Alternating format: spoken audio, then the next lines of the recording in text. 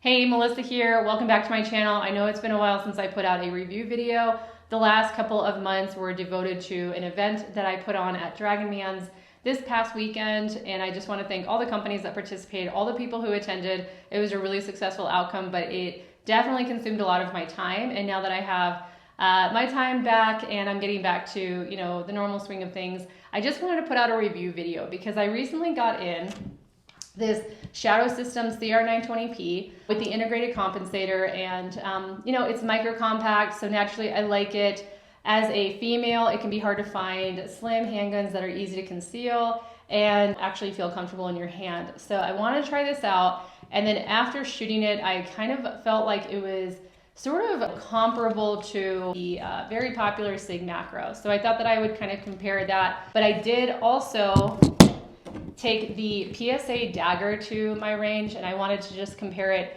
I put out some content saying that I was going to do a review on this, and some people asked me if I would do a comparison with the PSA Dagger. So I did shoot this, and I will also compare it to the other two. So first and foremost, the Shadow Systems CR920P came out in January at SHOT Show. It debuted, and I actually really was interested in it because it's one of their first micro compacts with an integrated compensator. I was curious to see if it did what a compensator should do, because I have had compensators in the past, and honestly I didn't really feel like they did what they were supposed to do. This gun weighs like a whole of like 20 ounces. It's an inch thick, okay, like 1.05 inches, and about 4.3 inches in height, and I think 7 inches long, and then like a 3.75 inch barrel. It's very compact for additionally having a compensator on there.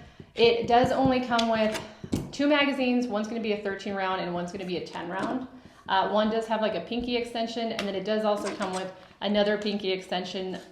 If you are a male and you have larger hands, you're definitely going to appreciate the 13 round magazine, because the 10 round magazine really doesn't do it a whole lot of justice if you have larger hands.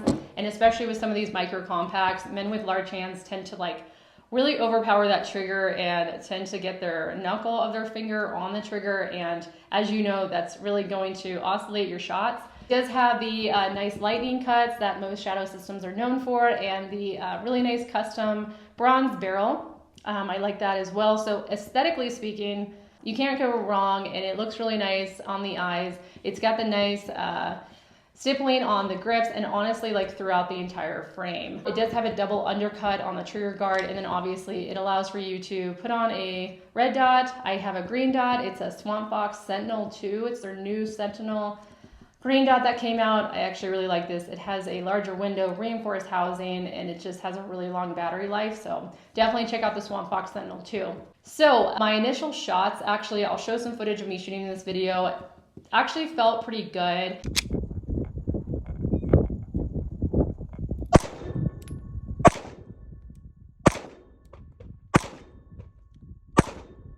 I really didn't mind how the gun felt. It didn't have a whole lot of recoil. The compensator seemed to do what it was supposed to do.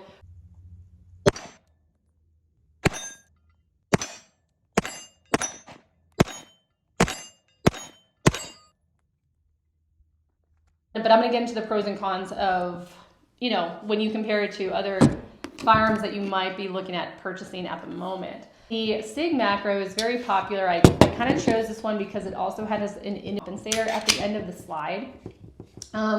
It has a really nice trigger, and honestly, like, this is gonna be about a ½ inch longer in height than the Shadow Systems, but you also have a higher magazine capacity, so you can get the 15 round, which is what we can sell in Colorado, and then it also comes with a 17 round.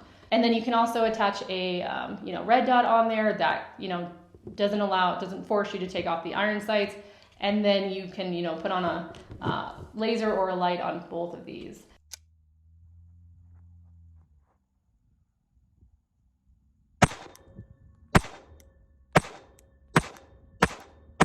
This one's not going to be a compact, right? It's more of a full size. So I was like, why am I even doing this? Why am I even comparing it?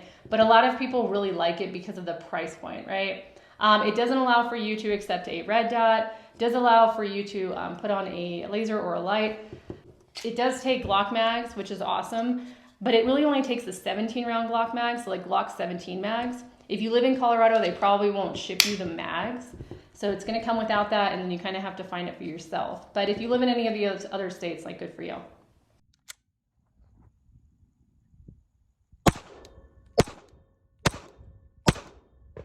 Now let's get down to the deciding factors as to which one of these I would actually choose to walk away with as opposed to the others. So for me, what's important is how it handles, how comfortable it is in my hands, how accurate am I, and how nice is the trigger and the trigger reset and the recoil impulse. So I first shot these shadow systems, and my initial thoughts were it wasn't horrible. I actually really enjoyed shooting it.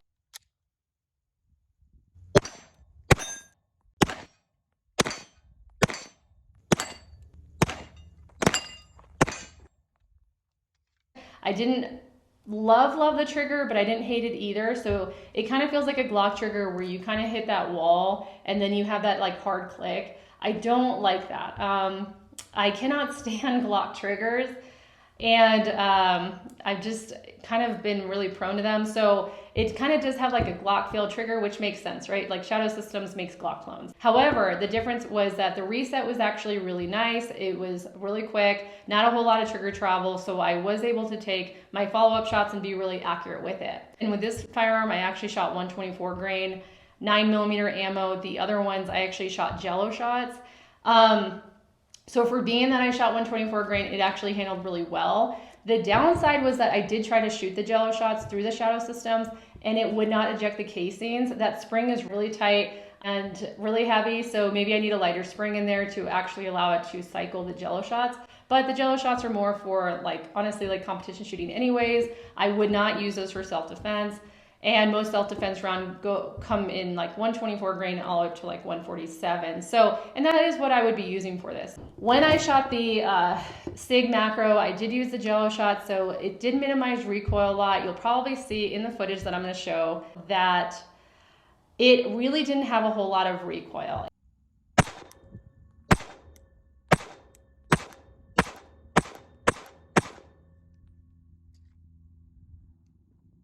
And I was using jello shots. So jello shot ammo essentially has a lower velocity in ammo than regular 9mm, 870 feet per second compared to like 1100 feet per second. So it does already keep the recoil down. However, the compensator appeared to do compensator things too. So pair that with the ability for it to actually cycle the jello shots and have a spring that was capable of ejecting the casings and bringing up another round and cycling it well, kind of sold me. And I really like the fact that it would handle any type of ammo, eat any kind of ammo.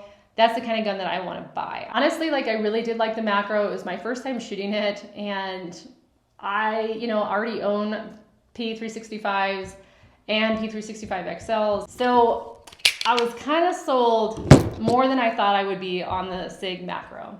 The PSA Dagger, the great thing about it was that it had a really nice grip. It's a very wide grip. It comes out to really mold into your palm right here. So you can kind of see that there. And then actually it's pretty wide. It does not come with different grip palm swells. So you kind of, what you get is what you got. But I actually really liked it. I found it really ergonomical and honestly really comfortable fit to my hand. And honestly, once you feel that, you kind of are like, how come these other companies don't make them a little bit wider? And how come they're so, thin, but obviously concealability. For the price point, yes, it was fine. You cannot mount a red dot on it. And, as far as the trigger went, it was fine. It had a really nice reset as well, but it had a lot of recoil, more than I preferred.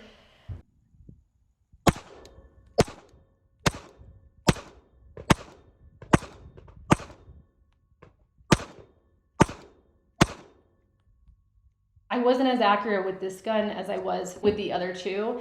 And surprisingly, I am definitely more accurate with full sizes than with micro compacts. And I don't even know if I would call the Macro a micro compact, but Yeah, so for being a full size, it actually had a lot more recoil than I cared for it to have. Yes, you're only paying about $400 at the door, but am I the type of person to spend the extra and get the gun that I actually want? Yeah, I am.